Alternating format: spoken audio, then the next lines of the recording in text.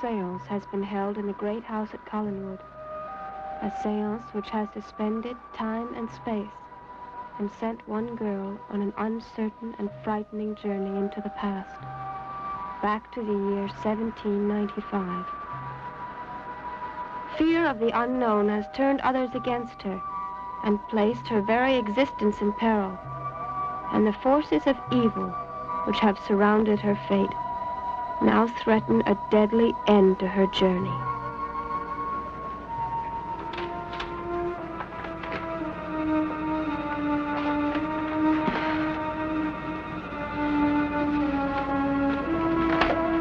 Did you get the book? Yes, last night. I wish there were some other way. So do I, but I don't think there is. Well, I have a feeling it's only going to make things worse. Vicki, I wish I could tell you that the law was simply a matter of evidence, facts, proof, but it isn't. Emotions count. I'm beginning to learn that. This is a frightened little village, so we have to show them that they have nothing to fear from you. That's why you have to tell them the truth. But I thought we agreed that in my case, the truth is the worst possible thing we can tell them. We're going to have to take that chance. We have the book on our side. Nothing else has worked. The judges won't believe me.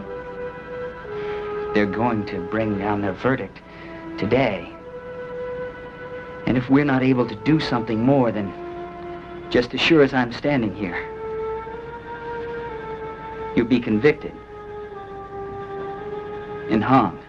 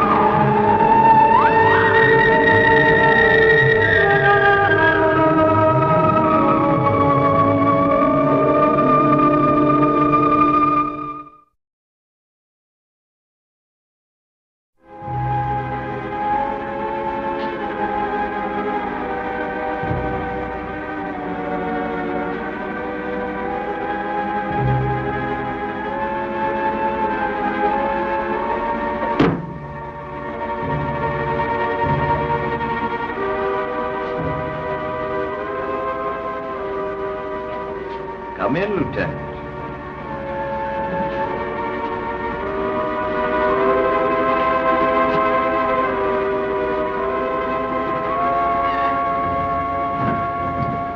Sit down. I don't want to sit down. Can't stay that long. Why'd you send for me? Sit down, Lieutenant. Mr. Trask, I told you I It's don't... Reverend Trask. And I said sit down.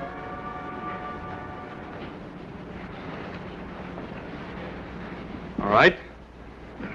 What do you want, Reverend? I'm going to call you to the stand.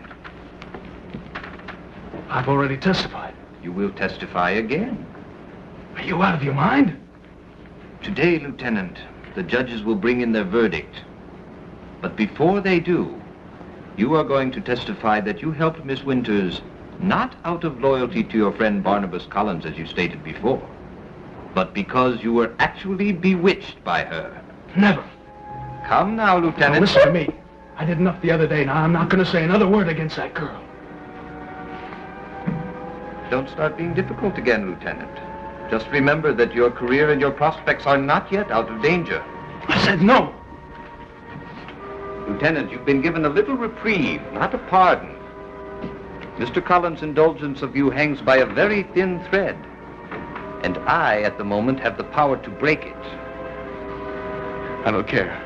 I won't do it. Oh, I think you will, Lieutenant. I think you will.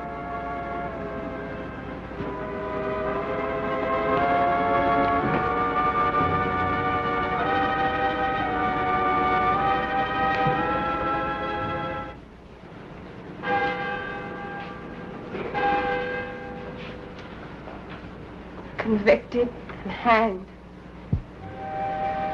We only have a few more minutes. Hanged. Vicky. Oh, to stop. It has to stop. Vicky, what is it? Peter, do you ever have nightmares? Yes, of course. When I was a child, I used to have nightmares all the time. In fact, I got so used to them that I became curious about them. I'd be dreaming something awful, and then suddenly I'd realize that it was only a dream. And instead of waking myself up, I'd keep on dreaming. Right until that final split second, just before the car crashed or the monster caught me or whatever it was. And then, and only then, I'd wake myself up. Look, this isn't going to do you any good. They'll be coming in a minute. I'd wake myself up. Now. Now. Got Vicky, to stop now. Listen to It's gone on for too long. It's got to stop now. Got to stop. Vicky, you have to listen to me. That's enough. Please, you have to listen to me. This isn't going to do you any good. I've got to wake up. I have to wake up. Please, listen to me. Help me. No, Help Vicky. me, please.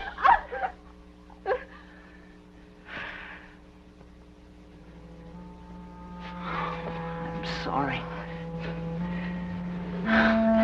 You've got to be quiet. No. Just be quiet.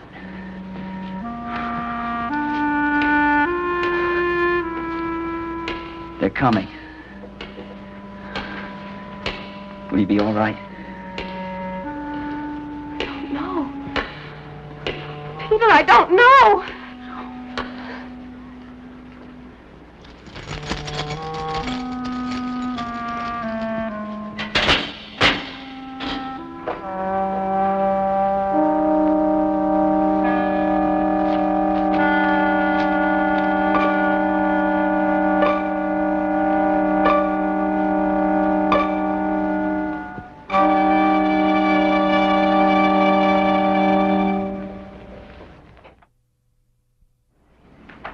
I'll try to make this brief, Your Honors. I know the Navy would like to have Lieutenant Forbes back at his important duties as soon as possible. Sooner the better. Lieutenant Forbes, the other day Mr. Bradford brought up the subject of your helping Miss Winters. Yes? At that time you stated that you helped her only at the urging of your friend Barnabas Collins. Was that entirely true? No. Was there some other reason that you untied her from that tree and brought food and drink to the place where she was subsequently hidden? Yes. Would you tell the court what that reason was? Well, it's difficult to explain. Try, Lieutenant. Well, remembering it now, I think I probably would have done those things on my own, without Barnabas. Why do you say that? It's just a kind of feeling. You felt somehow drawn to do these things? Yes, that's about it. Can you explain that in a little more detail, Lieutenant? Well, it was as if I had no choice. When I brought food to her, my mind was swimming. I couldn't think. I just had to do what I was doing. You felt powerless to resist. Seemed that way. Lieutenant, can you offer any explanation for this strange sensation you experienced? Can you, Lieutenant?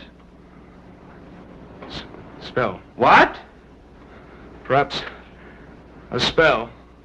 Perhaps I had been bewitched. No, Lieutenant, why are you doing this? Your Honor, please! Order! There will be no more such outbursts. Mr. Bradford, please control the prisoner. Yes, Your Honor. Thank you, Your Honor. I have just one more question, Lieutenant. You stated that perhaps you had been bewitched by this girl. Is that how you had intended to put it? No. How do you really feel? There's no doubt in my mind. I know I was under a spell. I'm positive I was bewitched by her. Thank you, Lieutenant. No further questions? You wish to cross-examine Mr. Bradford? Yes, Your Honor. Lieutenant, would you look at the defendant? Sir? Would you look at Miss Winters? Would you say she was attractive? Yes. Very attractive? I suppose so, yes. Do you remember a conversation you had with her the first night when she arrived at Collinwood? Yes. At that time, you told her that you had a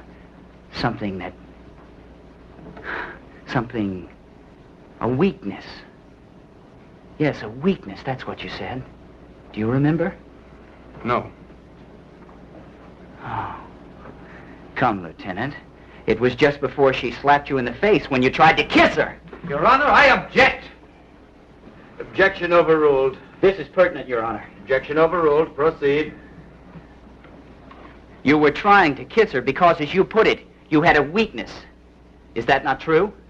I suppose I might have said that, yes. I submit to you, Lieutenant, and to the court, that this very weakness, your uncontrollable desire for this young woman, may have led you to aid her as you did. No, I told you You did try to kiss her, didn't you? Yes. Well, then you were attracted to her. Yes. And it might just naturally have led to something which had nothing to do with witchcraft. I don't know. I think you do know, Lieutenant. I think you know very well. No more questions. The witness may step down.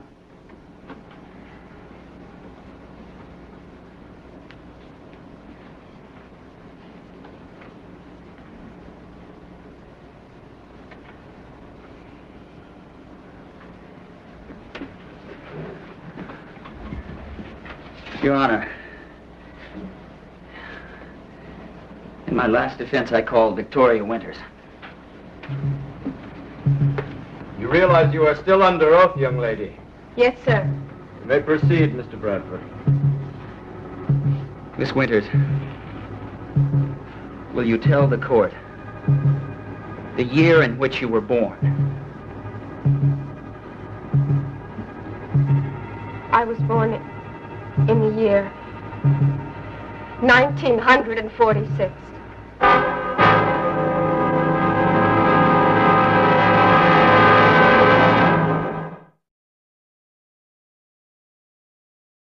Would you repeat the year of your birth to us? Yes. 1946. Mr. Bradford, was it your intention that your client answer in this manner? Yes, sir. Very well. Go ahead, Mr. Bradford. Now, Miss Winters, would you tell us where you grew up? I was raised in a foundling home in New York. Would you tell us now about leaving the home and the year it was? It was 1966. I went to work as a governess for the Collins family in this very town. I took care of a little boy called David Collins. How did you come to be here? Well, I don't understand. I was in the drawing room at Collinwood I was in the drawing room, and suddenly everything went black. It was as though I'd been knocked unconscious. And then the next thing I knew, I found myself in the woods outside of the old Collins house. It seemed very strange to me. The house did. It was 150 years younger. Is that not true? Yes. I went to the house, and I saw people that I seemed to recognize. Mrs. Collins looked like the mistress of the house that I worked in, and Barnabas Collins, he looked like a relative from England. Even Lieutenant Forbes had a counterpart. I thought that surely I must be dreaming. And that's your story of how you came to be here? Yes. And it mystifies me as much as I'm sure it does all of you. Did you have anything in your possession at that time? Yes. Tell the court. It was a book. A history of the Collins family up to the year 1964. Your Honor, I offer in evidence this history of the Collins family. You will notice that it's dated 1965. And it proves, Your Honor, beyond a doubt, that Miss Winters is telling the truth. It also makes it quite understandable that her supposedly mystical ability to foretell the future is actually the truth. Yeah, I see that. Certainly appears to be what he says it is. Look at those paintings at the back of the book. Amazing detail. Miss Winters tells me that those are photographs, Your Honor. Photographs? Yes, they're made with some sort of a machine. Remarkable. Yes, remarkable. Are you finished with the witness, Mr. Bradford? Just one more question.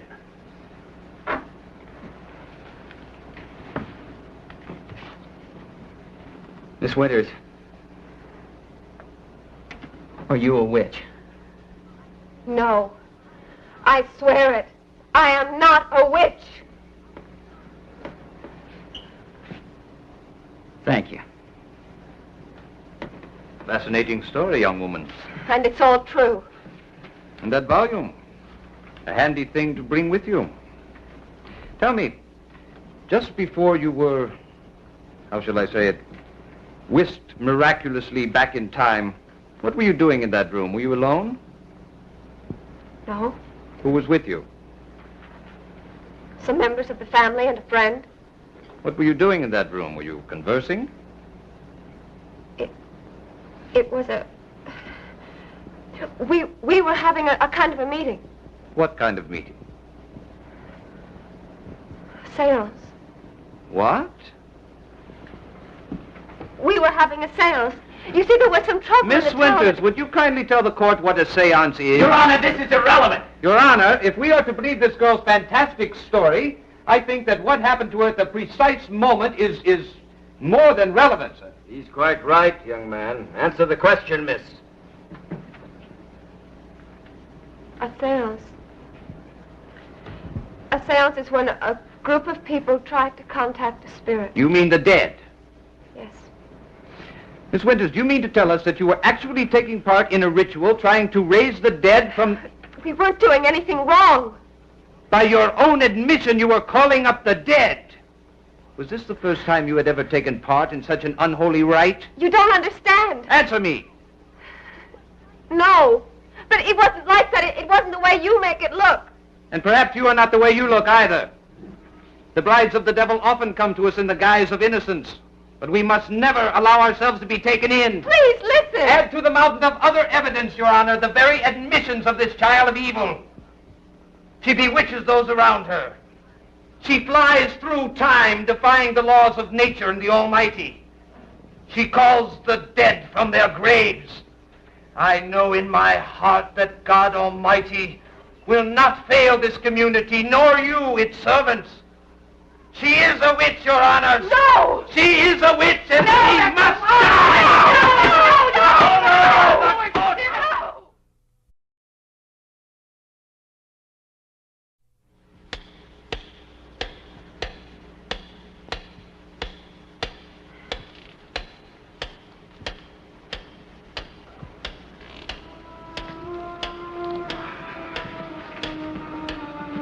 How long has it been?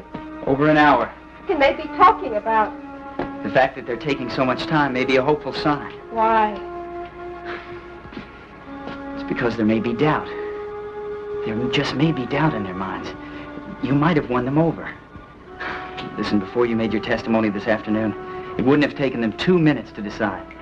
Peter, what's going to happen to me? Nothing's going to happen to you. I don't want to die. You're not... Vicky, I love you. I love you very much. Don't. Don't, Peter. I've been thrown into a time that isn't my own, and now I may be executed. And if somehow I'm able to get back into my own time, you'll never see me again. Listen to me, Vicky. I can't choose anymore. I can't say to myself, this is right, so I'll go on.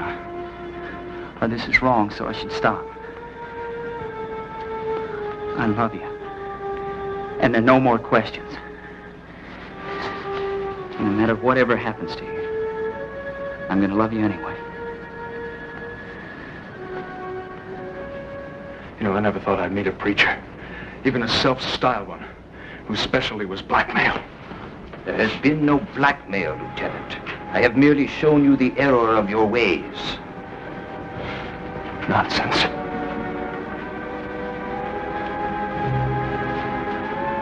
I feel like going straight into that judge and telling him how you pressured me into lying on that stand. Just tell him everything. If you do, Lieutenant, it will be the end of everything. For you.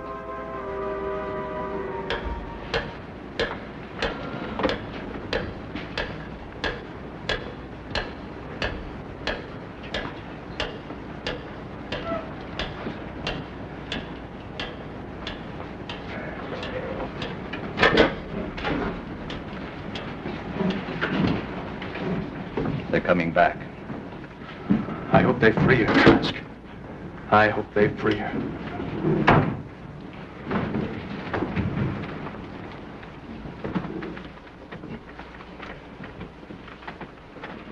The prisoner will face the bench as she hears the verdict of the court. Having weighed all the evidence laid down before us in this matter, having heard the testimony of various witnesses, we have reached a verdict. We find the defendant guilty of witchcraft as charged. She is to be taken to a place to be determined by the court and hanged by the neck until dead.